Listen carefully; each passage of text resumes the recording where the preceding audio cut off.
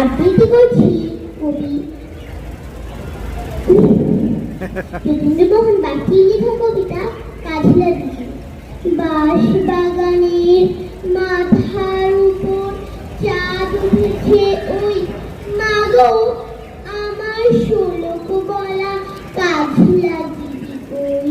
পুকুর ধারে নিগুড় তলে ঠোকায় ঠোকায় জোনাক জলে, ফুলের গন্ধে ঘুম আসে না একলা দিঘির ওই মাগো, আমার কোলের কাছে কাঁধলা দিঘি কই। সেদিন হতে কেন মার দিদি না ডাকো, দিদির কথায় মুক্তি থাকো। খাবার খেতে আসি যখন দিদি বলে ডাকি তখন, ও ঘর থেকে কেন মার দিদি আসে নাকো।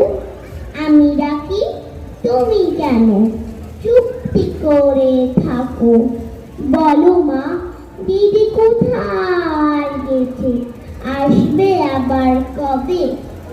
কাল যে আমার নতুন ঘরে পুতুল দিয়ে হবে, দিদির মতো ফাঁকি দিয়ে আমিও যদি লুকাই দিয়ে, তুমি তখন একলা ঘরে কেমন করে রবে। আমিও নাই দিদিও নাই কেমন মজা হবে।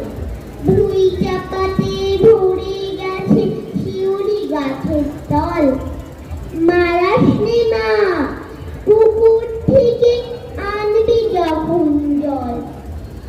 ডালিম গাছের ফাঁকে ফাঁকে বুলবুলিটা লুকিয়ে থাকে, ওরে তুমি দিও না মা ছিটতে গিয়ে ফল। দিদি যখন শুনবে এসে বলবি কি মা বল। বাঁশ বাগানের